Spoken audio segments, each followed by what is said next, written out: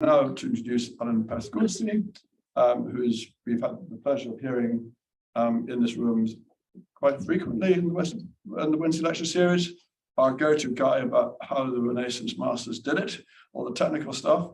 Alan himself is a practitioner. He's a painter and sculptor who uses those traditional techniques in his work, and he's just telling me he's just done a commission in Singapore of some large demo. Yeah, large coat of arms. This is his most recent work. He also runs a really good school there. So if any of you ever want to learn how to make a fresco or to paint with tempera or whatever, Alan's your go-to guy, and there's details on our website about that as well. So I think that's enough about Alan. That's fine. Okay. Okay. I want to thank Simon for, can everyone hear me with the microphone? Is it on? Hold on. No, it's not on.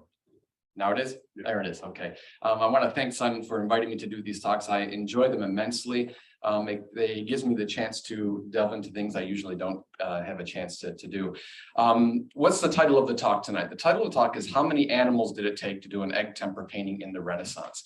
Now it's sort of an odd title, but the talk actually grew from some of the workshops I do in my studio. And then one day I was doing a egg tempera workshop and explaining the various process of how to do an egg tempera painting. And I found myself constantly referring to animals. And then I realized that how many animals it took. I had to say, well, I don't know how many animals it took. So I delved into this, and this is a result of my research. So this is the technical stuff. I like to get into the technical aspects of it. Let's see, hold on.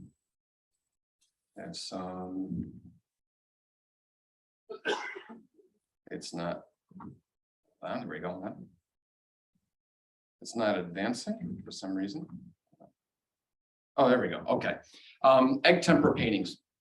When we talk about egg tempera paintings, we usually look at sort of paintings by Giotto, the St. Stephen, and the way they're explained is you paint them with egg. And that's technically correct. But what I want to get into tonight is something a little more sort of in-depth, okay? Something more than just the eggs, okay? What about the animals used to create these paintings, which I think sometimes we actually don't think about. If you go into the Uffizi, in the first rooms of the Uffizi, you're confronted with these extremely large egg tempera paintings, like this one by Lorenzo Monaco, the Coronation of the Virgin, this huge painting that's gilded. It has carved frames, painted in egg tempera. But to do a painting like this, what did it take? What knowledge did it take? What did the painter have to know in order to do paintings like this?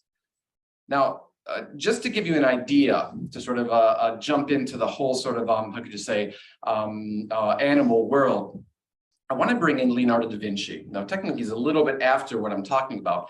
But as far as artists and animals, this is an interesting case study. Okay, the young Leonardo, there's a story in the lives of Giorgio Vasari talking about Leonardo. And this is a supposed portrait of Leonardo by Andrea Verrocchio, this famous David in the Bargello. And we know that this young boy, this young Leonardo, grew up in the Tuscan countryside, surrounded by vineyards, okay, and olive trees, and in close contact with animals. Now, in one particular case, if you all remember the story, Leonardo was given a shield to paint by his father for this one merchant. And he had to paint this fearful dragon. So what does Leonardo do?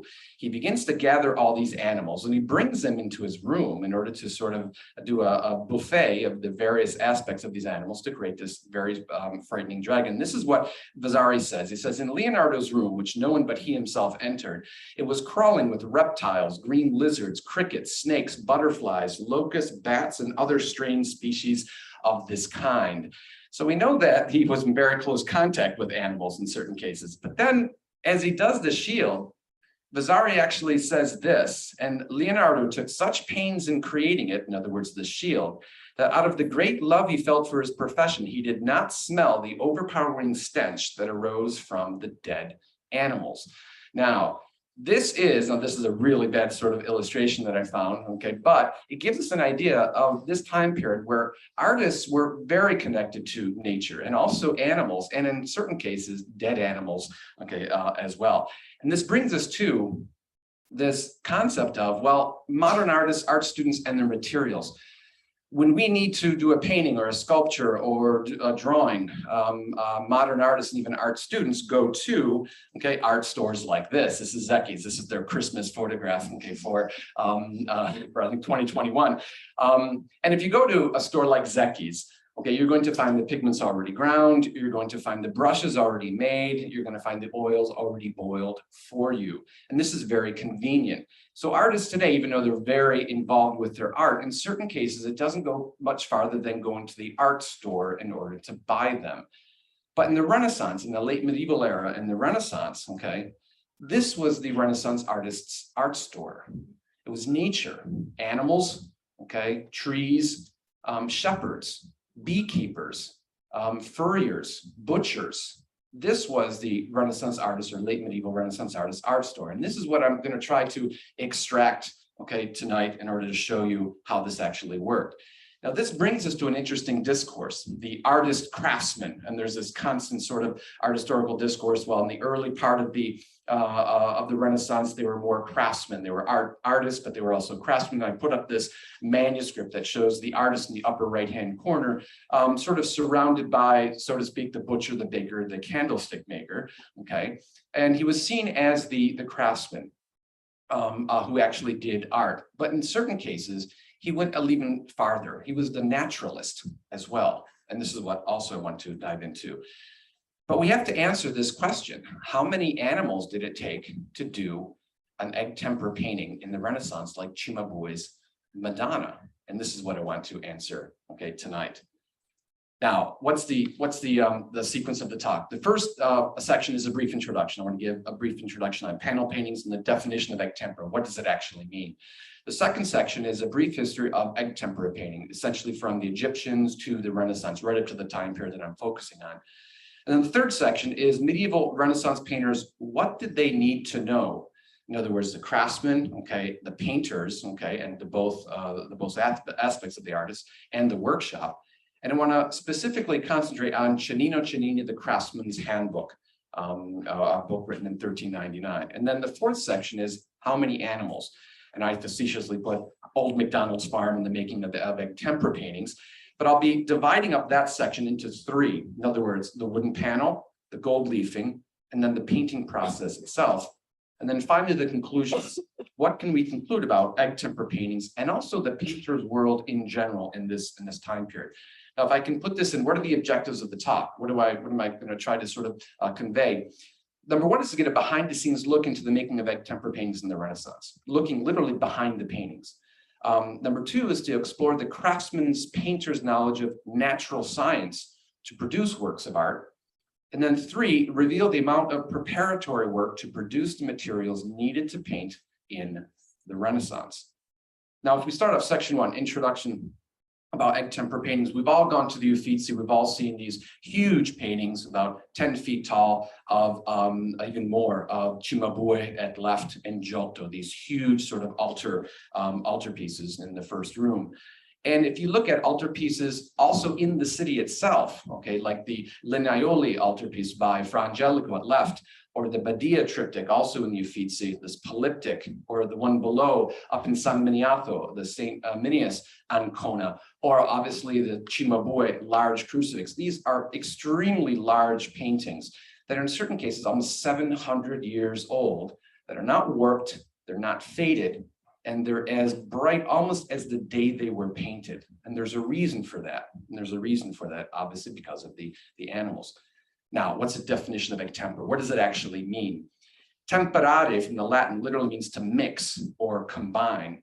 And essentially, it's a binder, okay, that tempers the pigments. In other words, colored powder that is bound to the surface with some sort of a binder. The binders could be animal glues, gum arabic, casein, even oil.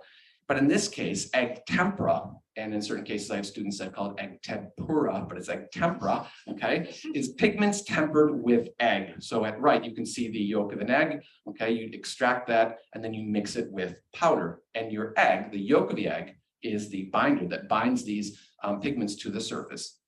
Now, if we get a little bit scientific, what's in the yolk of an egg? There's unsaturated fatty acids, oleic, linoleic, okay, palmitoleic. There's saturated fatty acids, palmitic, stearic, myristic.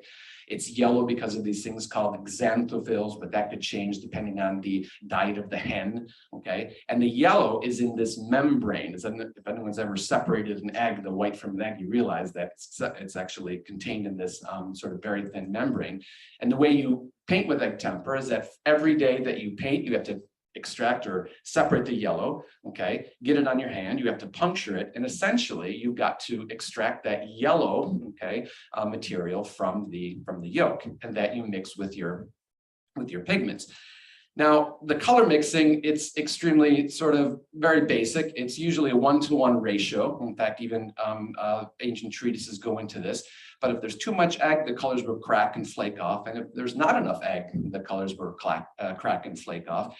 It dries very quickly, and it doesn't really allow you an ability to sort of blend, okay, like oil. That's why oil eventually takes over egg tempera. But the physical nature of it is, as the egg tempera dries and it evaporates, okay, the water evaporates from the light and the heat in the air.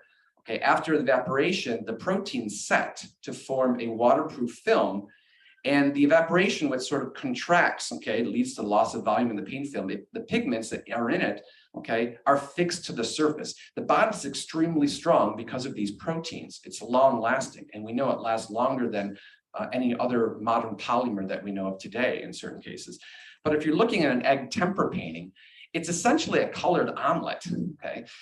If you're looking at an egg tempera painting, it's painted with egg mixed with pigments that are applied to a surface that's baked literally by the heat and the light in the air. And it's exactly like, and who hasn't left a sunny side open egg on a very clean plate and left that there for like 2 or 3 days, you know how hard it is in order to wash that off. Okay, and that's exactly why these paintings are as bright as the day they were painted. Okay, now egg tempera, and this will finish up as the technique. Egg tempera, like Giotto's, the St. Stephen, you have to paint in layers. So you do the under layers, darker layers, and then you put the upper layers on top. And you have to layer on the pigments 2 and 3, and sometimes 4 layers on top. It's very, very meticulous technique in the hands of an experienced artist. But if we get into the history of it, and this is where it starts to get sort of interesting. Section 2. The painting medium was the main medium for medieval and early Renaissance painters up to the 1500s. They were using methods that had been used for centuries before them in various parts of the world. So paintings like Fra Angelico's A Deposition of the Cross in San Marco is based on the tradition that was handed down for centuries. And where does it actually start? Where are the first instances of egg tempera painting? It actually goes back to Egyptian painters. We know that they tempered their pigments with various binders, gum arabic and animal glues and casein. And we presume that they probably used egg as well, especially on their wooden sarcophagi, okay, as well. And these go back to even 1,000 years before Christ. If we get into the sort of the Mediterranean, okay, we know that in ancient Greece and Rome, they mentioned egg tempera. So the Greek philosopher Theophrastus, the Roman architect Vitruvius, even the naturalist Pliny, they talk about pigments, okay, and binders, and it's Vitruvius that actually adds something about an egg tempera binder or something similar. So we know that they were actually sort of talking about it. The very first examples of it, ironically, go back to the Egyptian sort of technique in these Fayum portraits. And I put up this example, which is in the Archaeological Museum in Florence. These are some of the best preserved examples of funerary portraits from the 1st century BC, the 4th century AD.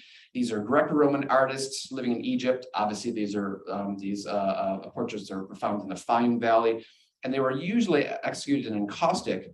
But in certain cases, there's examples of this fatty acid sort of striations, which is typical of egg binders. So we know that, okay, it's being used, okay, at this time period as well. The very first egg tempera painting that we know of is actually a small tondo of the Roman Emperor Septimius Severus, who was emperor from 193 to 211 AD, with his wife Julia Domna and his sons Geta and Caracalla. Now, if you notice the two little sons, one of them is still there, the other one isn't. That's because when Caracalla became emperor, he canceled out all of the memories of his brother, sort of brotherly love type of thing, and he even canceled out the name on the Arch of Septimius Severus in the Roman form as well. And this is sort of the first sort of example of sort of like sibling rivalry in certain cases. Now, when we get into the icons, with the fall of Rome and the rise of Christianity, the Christian faith becomes a dominant part of European life. There's a need for altarpieces and icons.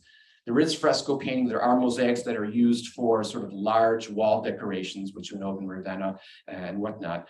But there's also a large demand for portable panel paintings, and egg tempera was the ideal technique. It was the primary medium for Byzantine and early Christian icon painters, which were considered more than just painters.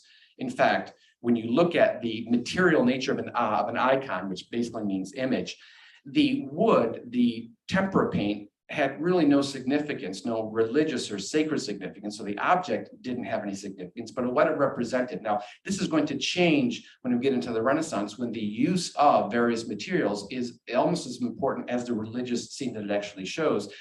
And if I could just digress in one second, the icon is this channel of communication, this visual doorway between the beholder and these sacred figures. So they look beyond the painting itself. This changes as we get to the Renaissance, when they start to really do these large altarpieces, when materials are extremely important. Now, when we get to our period, basically the medieval and the early Renaissance, by the Middle Ages, egg tempera is in wide use. Construction of large churches, which are all over Florence, Santa Croce's, Santa Maria Novella, even the Church of the Carmine. There's a need for large altarpieces, for high altars and private chapels for rich merchant families. So the Rucellai, the Strozzi, the Bardi, Peruzzi, they're doing these or commissioning these very large paintings. In fact, one of the best examples is right in the Strozzi altar in Santa Maria Novella, this amazing golden sort of painting in this small dark chapel. And this is what the effect was. Now, the painters were commissioned to do these works, and they had to last. They had to essentially, how could you say, remember the family, with these extremely important physical, sort of works of art. So when we get to the Uffizi, we're seeing these sort of outside of their intended sort of, how do you say it, intention, I should say. So we have to sort of think, well, what did the painters have to do? What did they have to know in order to do these large works? And this gets us into section 3. Medieval and Renaissance painters, what did they need to know? We all know that Italian artists were organized into guilds and workshops. That's fairly common knowledge. From the 1200s to the 1400s, art education was similar to the apprenticeship of other disciplines. Artists were considered craftsmen, and I actually have this German woodcut that shows the artist in the center and his various sort of apprentices, some grinding pigments, some learning how to draw, other ones that are actually doing some of the painting for him. So this was the workshop per se. But in the workshops, which trained aspiring youths in the vocation of art, they also had to learn a technical proficiency, not only with the drawing and the painting, and specifically in the egg tempera, but they also had to know all of the art, even the preparation for, of the materials, in order to be matriculated into the guild. So they had to show that they were competent craftsmen. Now, part of this apprenticeship was learning how to make glues and various tools from nature. In other words, from plants and animals. They had to learn from their master the complex properties of materials derived from nature, how to use them in order to produce paintings. And the instruction, not only on how to draw the face or paint a drapery, was how to create materials from a variety of animals. Now, what were the sources of this knowledge? Where did someone like this apprentice of this one drawing of Maso Fineguerra, where did they go? Well, they went to their masters, but we also have an amazing source, of this. This is called the Craftsman's Handbook of 1399. It's called the Libro dell'Arte, written by Cennino Cennini. In this book, which we think could be sort of a manual for a workshop or also sort of a presentation type of book, if you read this book, if you're interested in how the artists actually made their materials, this is the book. This is one of our only sources that we know of. Now, who was Cennino? Cennini, very quickly, we know that he was born in Colle Valdelsa. He was a follower of Giotto. His dates are 1360 to 1427, so it's after the plague. He was a student of Agnolo Gaddi. His paintings are competent, okay, but they're not fantastic. According to the legend, he actually drowns on his horse while trying to cross the river Arno, but it's a good thing that he actually wrote this book before, okay, that event happened. Now, the manual is a complete how-to manual for artists in the late medieval and early Renaissance, how to enter into the profession, how to learn how to draw and paint, how to make materials from nature for drawing and painting. In other words, pigments, brushes, even casting, and also the little methods and tricks. It's a fantastic book. I heavily advise you to take a look at it. What it does, and if you reread this book, which I just did to do this talk, it reveals an extremely naturalistic base of art production in the Renaissance. In other words, the use of animals. Now, let's just jump into it.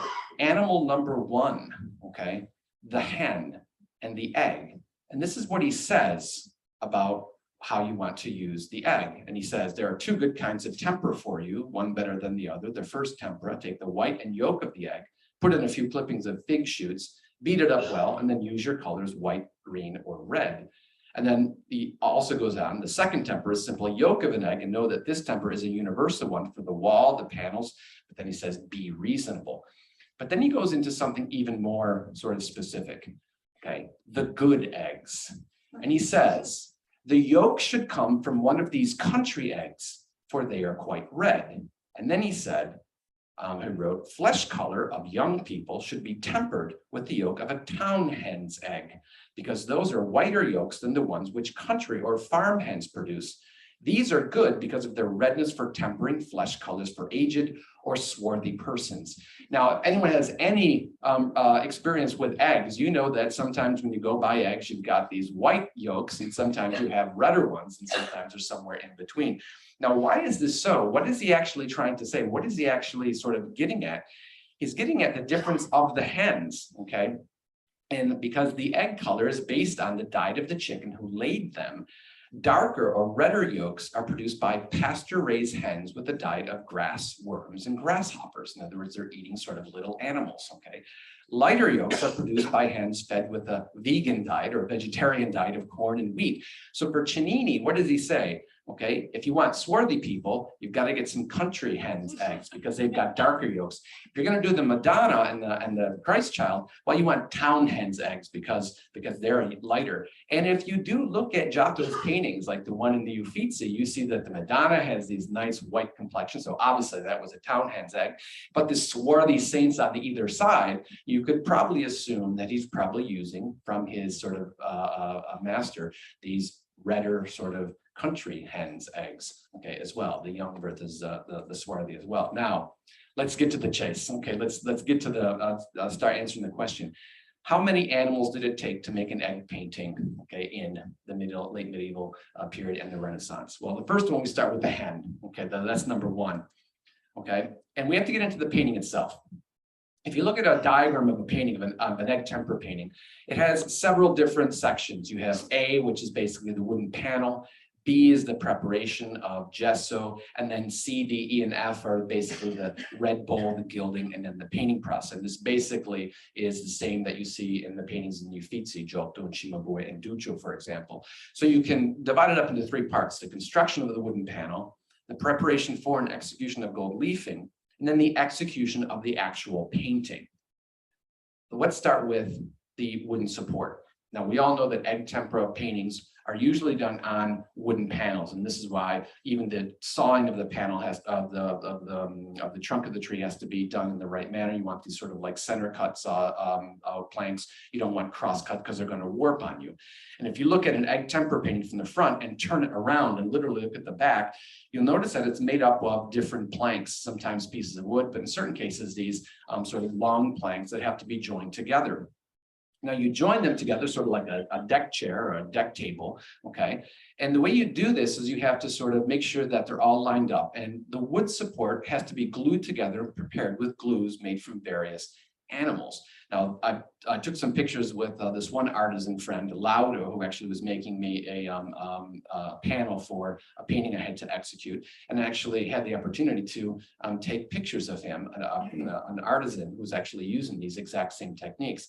Now, the glues that they used, okay, in order to glue these panels together, the first one to use was made from oxen, okay, which is an extremely strong glue. Now, where do you get ox glue?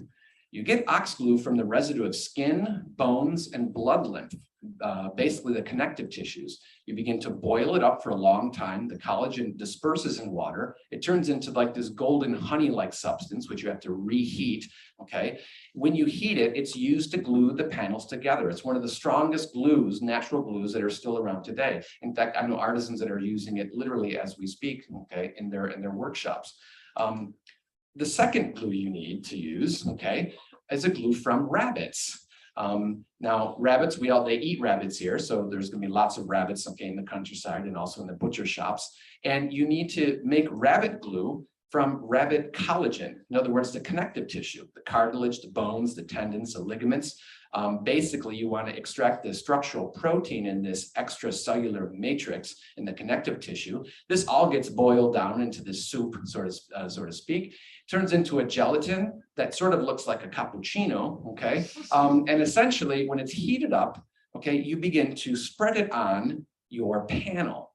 Now, when you spread it onto a panel that's been glued with ox glue, essentially the wood, which is hygroscopic, which is going to be like a sponge and absorb these climactic changes. If you put rabbit ear glue on it, in essence, it renders it impervious to climactic changes. It waterproofs it. Essentially, it's like a deck sealant. So in essence, the big paintings that we see in the Uffizi or in some of these churches, the reason why they can go through, they can survive when the air conditioner breaks down in the Uffizi, okay, it's because they are prepared with these glues that have rendered these wooden panels totally impervious to climactic changes. Now, after the rabbit ear glue has been put on, okay, you begin to essentially put on the succeeding layers of gesso, the preparation. That's the layer upon which you paint. Now, the gesso is actually made up of, again, rabbit ear glue and hydrated calcium sulfate, in other words, gypsum. This is made up into essentially this white material. And if you go back to the icon painters, they would put 30 and 40 layers of this on their paintings. And there's thick gesso, and then there's thin gesso. Janina mentions maybe about 3 or 4 layers on it. But once you put the layer of gesso on, okay, like something like this was the completed sort of triptych that I was doing.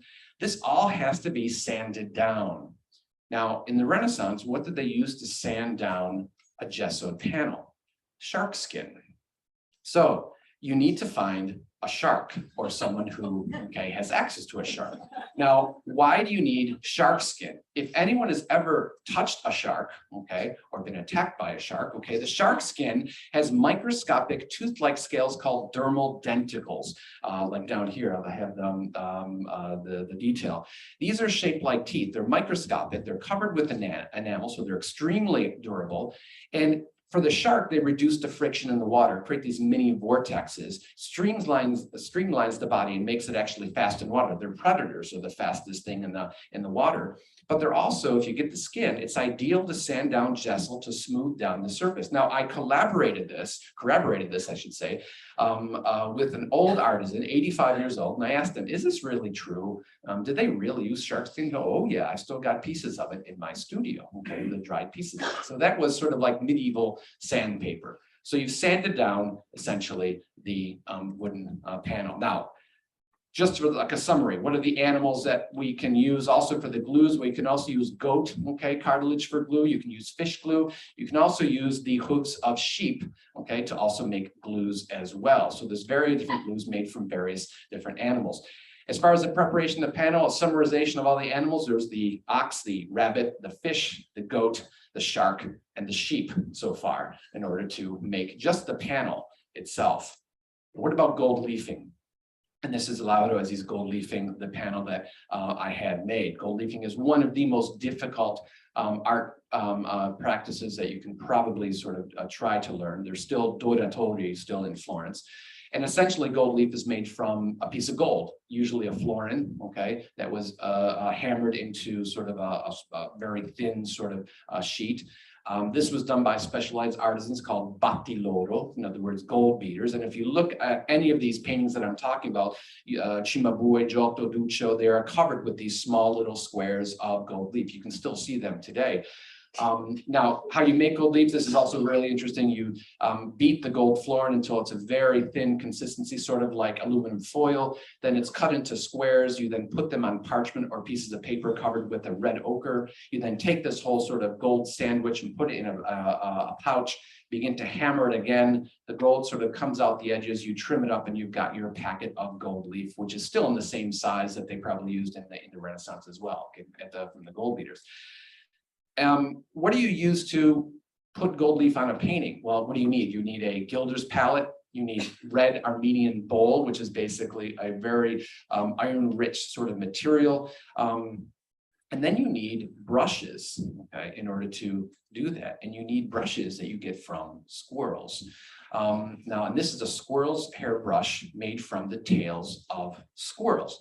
And I'm going to explain just in a second how you use that. Now, what does Cennini say about this? He says, take miniver tails, for no others are suitable, and these tails should be cooked and not raw. The furriers will tell you that. And then he goes on, take one of these tails, first pull the tip out of it, for those are the long hairs. For out of 6 or 8 tips, you will get a good soft brush, good for gilding on panels. And this is what essentially you create, a squirrel's hair, okay, brush. Now, why are these squirrel hairs so extremely useful? And this is how you actually use it. You can't touch gold leaf with your hands. The only way, in fact, the only way they probably did in the Renaissance, is exactly the way Lauda is showing, is that you have to brush the squirrel's hair brush against your face to get some static electricity. It conducts the static electricity. You pick up the piece of gold because it's a metal, conducts, and then you place it on the surface. And the squirrel's hair brushes are made of keratin, which is extremely supple, but also extremely durable, perfect for gold leafing. In fact, you can go to Zecchi's, and if you say I need gold leafing brushes, they're going to give you squirrel's hair brushes, mainly. Now, once you get the gold on, you've got to burnish the gold. Now, why is burnishing so important? Burnishing is when you smooth out the gold with usually tools, usually agate tools. You can use actually other precious stones as well. Now, this renders the gold leaf almost like solid gold. I think that was the effect of some of these paintings. It was looked like solid gold. It was this mystical, sort of like a Byzantine icon, the gold around it. But burnishing was extremely important, and there were probably specialized individuals who did that. And in order to burnish, in order to essentially smooth it out, you needed beeswax. Now, beeswax was used to sort of smooth out, okay, between the burnisher and the gold. You took a little beeswax and then you put it on top of the gold, and it slides on top of it in order to smooth it out. Obviously, beeswax is made by worker bees, used since antiquity for sculpting, natural lubricants, and also waterproofing. But you're going to have a contact with beekeepers, okay? Now, burnishers. Today we have modern burnishers. Now, these are in various sizes, flat, okay, small, okay, wide, and you have agate burnishers. If anyone ever used them, they're extremely expensive, but also they work really well. Well, in the Middle Ages and the Renaissance, there were precious stones that you could use. Cennini does mention that you can use rubies and sapphires to burnish, okay, your gold, which probably they didn't have. So what did you have to go to? Animal teeth. And he even says, a dog's tooth is also good, or a lion's, or a wolf's, or a cat's, and in general, that of any animal which feeds directly upon flesh. Now, why teeth? Why would you use teeth? Because teeth are the perfect burnisher. They're hard, they're different sizes, especially the cat's teeth, okay, or the lion's teeth that gives you the large sort of burnishers. And you can use them to essentially get into the nooks and crannies of some of these very ornate gilded frames. Now, there was a reference to, you could also use horse teeth. Now, they don't eat meat, but okay, you could also use horse teeth as well, but I didn't include that because that really wasn't mentioned in gesso. So you could even add horses if you want to as well. So for panels and gilding, what's the lineup? We've got rabbits, oxen, goats, fish, sheep, squirrels, dogs, sharks, lions, wolves, okay, cats, and bees. Now let's get to the painting process. Okay, the actual painting of the paint itself. And what does Cennini say? He says, then go back to the tail. In other words, go back to that poor squirrel and take the straightest and firmest hairs out of the middle of the tail and gradually make up little bunches of them to make up the size you want your brushes. Then trim them with a pair of scissors. And basically you're using the hairs in the inner part, okay, of the tail as well. Now, why squirrels' hair brushes to paint? If anyone's ever painted or watercolor, the best brushes are the natural brushes. They have a very long holding capacity of pigment. You don't have to dip, okay, your brush into the pigment so much. The hairs can also be made into various sizes of brushes. But in the Renaissance or late Middle Ages and the Renaissance, they didn't have brushes that were already made. You had to make them yourself. And what animals did you need in order to make your brushes? This is what Cennini says. You said you want to fit them in a vulture's quill, and then some in a goose's quill, then some fit in a quill of a hen's or a dove's feather. Now you're probably wondering, why would you use different birds' quills?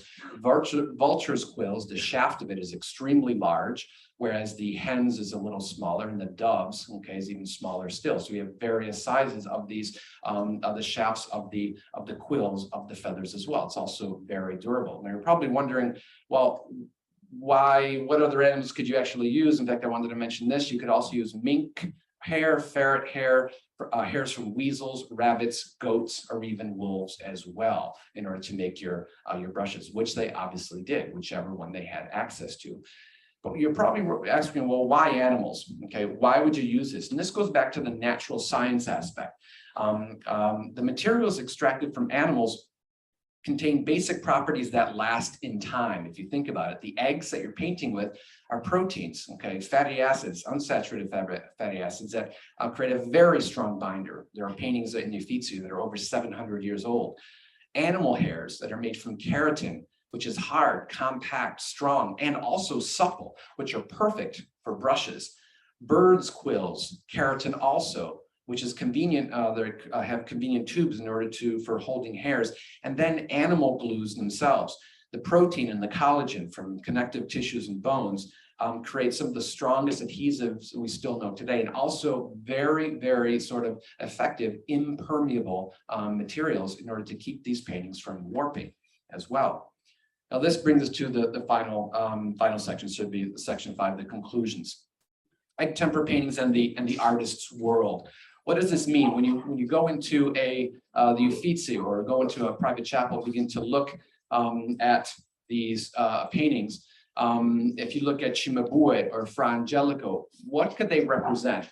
We look at them art historically, we look at the style, we look at the image of the Madonna or the atmospheric perspective. What does it mean about the artists and what they had to know in order to paint them? Well, if you look at it, if you take a step back, you probably have to realize that the artistic profession in this time period required familiarity with extracting tools for the trade from the world around them. They were more connected to nature than we perceived. Okay, we're sort of conditioned by our modern sort of going to the art store and buying things. Natural elements were the basis for their art. And if you go back to the initial quote by Vasari, where Leonardo, for the love of his art, didn't could sort of like work in a room where there were dead animals, and the stench didn't actually bother him. Painters were not only artists and craftsmen, okay, but also natural scientists. If you go even back to the color of the yolk of an egg. And the egg temper paintings were really a product of almost a comprehensive knowledge of natural science, the flora and the fauna. Now, I've just touched on one aspect of it, but if you step back and look at some of these paintings, it represents a complex coordination of art, science, and even international exchange, a globalism that really we don't even think about. If you think about the gold that probably came from North Africa, or the silver from Germany, the lapis lazuli that came in from the Middle East, red bole from Armenia, various pigments that came from various parts of Italy. Artists were part of this network, and to do a large panel painting for an extremely important family, they probably took a lot of time in order to procure all of these things, months in certain cases.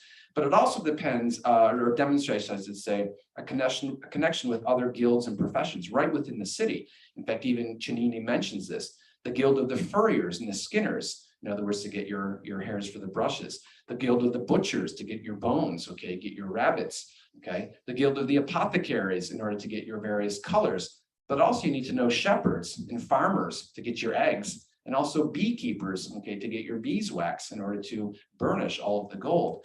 And if also you think about how many eggs it took to paint these paintings, which took sometimes years. Now, in painting with egg tempera, usually an egg lasts about 1 day. You can't really put it in the refrigerator, okay, and then pull it back out with the egg tempera, that is. So you have to imagine that there were a lot of eggs used to make these paintings, okay, and probably hundreds of thousands of these as well, especially like something like Lorenzo Monaco Coronation of the Virgin. But if we bring it back to the art and the craftsmanship, there's also another aspect, which I think is really interesting, is the concept of being long lasting. The amount of work and preparation, I think, was understood by the public. Remember, this is a public that's very keen about something being well made. And this is why I think that's a little different than these Greek icons. The concept of being well made rendered them important, not only for their religious content, obviously, but also for their labor and craftsmanship. I think other artists went to go look at these paintings saying, wow, that's a well-crafted painting as well.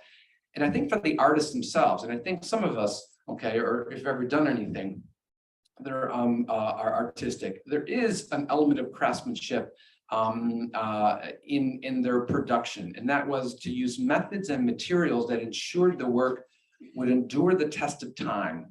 And in certain cases, render them immortal, I should say. Now, what do I mean by that? It sort of dawned on me as I've been here for a long time and going into the Uffizi that I was aging in front of these paintings. The paintings don't age. And when you go back to that Latin phrase, vita brevis ars longa, okay, life is short, and in this, the technical sort of translation would be, and it takes a long time to learn your art. But I think in this case, it's life is short, but art will outlast, okay, the artist and us as well, which is extremely sort of interesting. But how many animals did it take to do an egg tempera painting? Let's just answer this question. It took a hen, a rabbit, an ox, a goat, a sheep, a fish, a shark, a squirrel, a bee, a dog, sounds like a song, a cat, a lion, a wolf, a vulture, a dove, a ferret, a mink, and a weasel. And that's 18, but if you add the artist, that's 19. Thank you.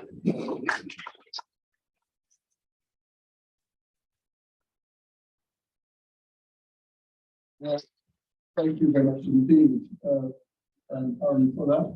Zoom, as I hope you could hear, and I'm glad to see you all joined us now. So, as is our custom, we will now open it for questions and comments, both from the room and from the Zoom, and usual rules. If you want to say something in the room, just put your hand up and I'll bring you the microphone. And if on the Zoom that you want to contribute, you've got two ways of doing it. One is to put something on the comments and I'll read it out for you. And the other is to also raise your hand or even just unmute and talk to us. We do like it when people on the Zoom talk to us. This doesn't happen very often, but we do like it when you do. Anyhow, so who would like to get going? We've got one in the front row, right? Yes. Oh, thank you very much for this captivating. Did they get the painters get shark skin in the Middle Ages? Okay, that's an interesting question. Now, Italy is a peninsula, so, and I think this is what I was saying, that there are a lot of international trade. If you think that the Romans were transporting Roman wines even up into Scotland, I don't think it was unheard of to get products like sharks from North Africa or other areas into Florence. So I think it was based on remember the Marco Polo establishes the Silk Road in 1206. So there are lots of things coming in from all the different parts of the world. So I think it's basically based on the trade, and Florence being the center of European trade. Thank you.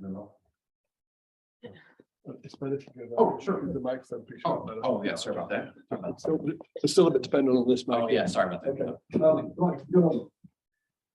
So my question may be unfair because it doesn't involve an animal, but so you showed the pictures of the panels coming together in blue. I'm curious, how did they get the precision of the joining, like to get the wood, the center thickness, and the straight edge and the right angles you need to create a seamless joint like that? Okay, no, that's a good question.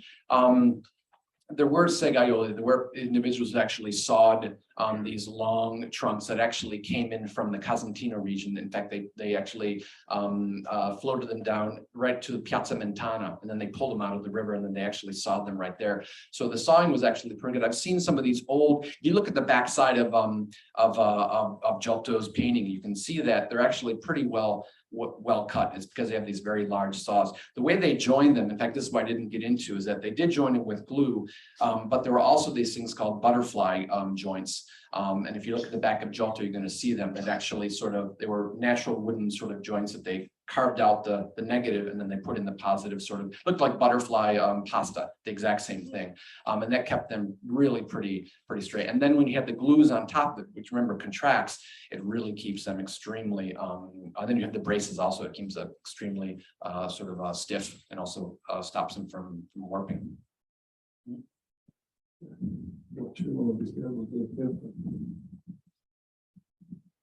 Thank you, Alan. In terms of the pigments, they obviously came from a variety of very obscure and exotic places all over the world. Were there any limitations on the pigments that you could use within egg tempera? And then when oil painting came in, was there an acceleration of the possibility of using different pigments, or could egg tempera really use any pigment that you chose? Okay, the natural pigments were the staple, so red ochre, yellow ochre, burnt umber. And those were extremely stable. If you look at egg tempera painting, you're going to notice that they're extremely bright pigments. And the rule of thumb is the brighter the pigment, the more poisonous it was.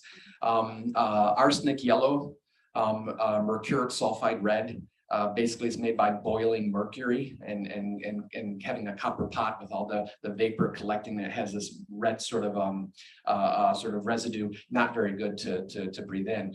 So they were using very sort of poisonous colors, and then you can get them from natural and also alchemy, like mercuric red, and then also like indigo, okay, from the animal, those little shells and stuff like that. Now in fresco, you can only use natural pigments. You can't use any of the really bright pigments because it interacts with the calcium carbonate of fresco. So usually fresco, they're very simplistic colors. As far as oil is concerned, it opened it up. It opened it up to anything and everything. The colors usually came from right around the area. The farthest one is probably lapis lazuli, which comes from I think it's the Badakhshan Khan region of Afghanistan, which takes about 2 weeks to make. So it's very expensive. Even today it's extremely expensive as well. As far as like exotic colors, Chinini mentions, and I didn't even get into that, all the colors that you can make just by getting natural sort of materials from the Tuscan countryside. So that's a whole talk in itself, just the colors that they use. It's a good question. Can we claim one? Sure. Can we claim one or two more animals for the I'm thinking the beetles we used to make wind killers. Right, yeah. Yeah, Exactly. We can probably increase the best here if you go deep into the pigments, but the whole. We'd be hardly about it. There's lots of fan mail in the chat. You've got a lot of friends out there, and it's showing up on the screen, so we can read it for yourself. Nice to hear from you all. There was another question back here, I think. Oh, there's a second question. Oh, okay. Oh, we got one back here. Thank you. How many eggs did you use for your triptych? Oh, well, okay, I have to admit that was oil, so sorry about that. But I did do, okay, in other paintings that I've done, it's an egg a day. It's an egg a day. Now you can put a little vinegar in it. You can put it in the refrigerator, but it's not the same. You need fresh eggs. You absolutely need fresh eggs. It's more elastic and it doesn't smell. Egg tempera paintings don't smell. You don't really smell it. If you try and keep the egg tempera binder around, yeah, it does start to smell. But the other painting is about 30 by 40 centimeters. It's about maybe like 10 to 12 eggs. 10 to 12 eggs of just giving. Yeah, they were very small. They were very small. I heard there was a line in the contract. The egg budget, exactly. This is a 12 egg painting.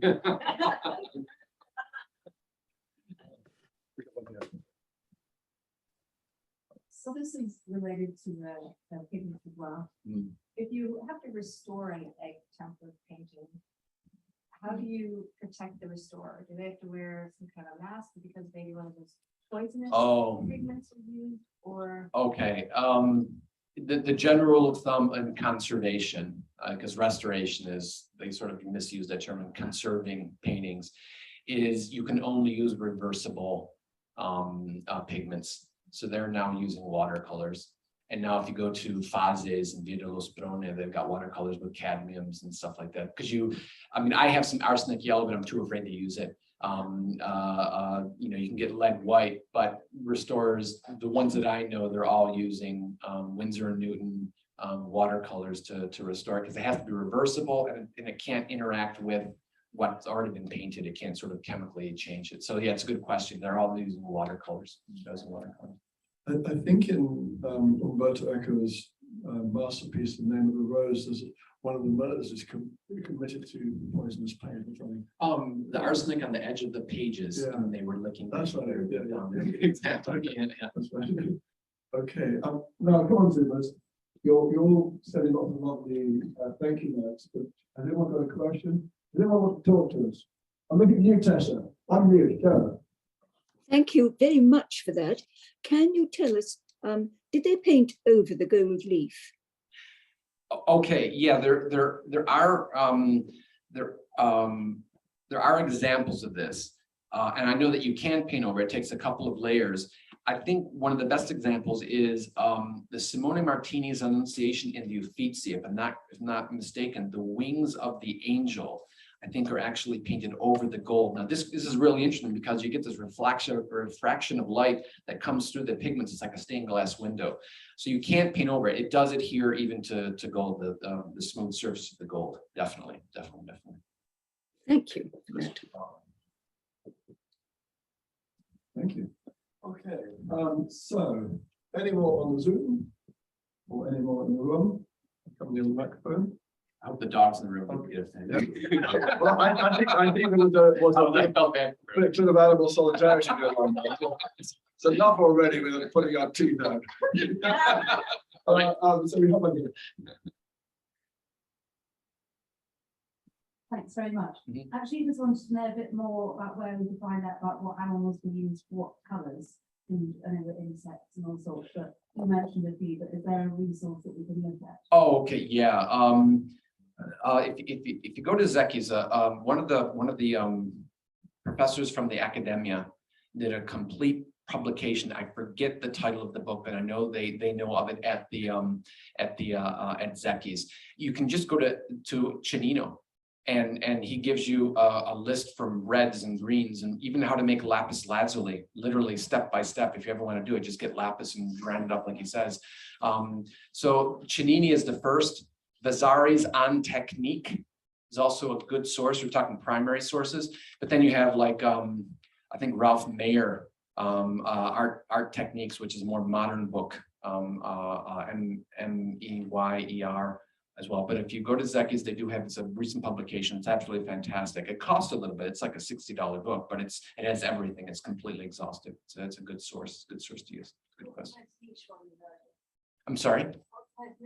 You know, the best one, I go to Chinino. I go to Chinino. Now that's a little different. He talks about, you know, a bean's worth of this and a bean's worth of that. Ralph Mayer, I think, is actually pretty good. Mayer is pretty good. That's a really good source. Oh, the animals that they use. The Chinino is the one who mentions it. He's the one that there are not many animals that use for the pigments, but for everything around it. Sarah has subtly put on the comments to remind you that for the Zoomers that everyone in the room pays up front to take part. Zoomers are welcome just to be here, but we love it when you make a little donation, whatever you feel comfortable with. So please and thank you. Anything more from the room in terms of questions or comments? We get in there. Zoomers, anything you've got to say? In vivo or on the comment? No? Okay. Well, look, I think it's got to the time of the evening when we thank Alan very much indeed for a fabulous talk. Thank you.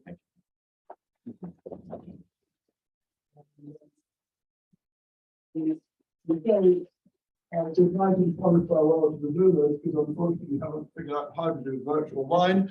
But those in the room, the wine is in the next door across the hall there. And it's one of our last events with wine partners of this month, which has been the Tenuta Deli's Day with the Cavallo family. Very fine wine it is too. And next week we launch the next partnership, which is with the Coloniale people. So thank you very much, and we'll see you all soon. Bye.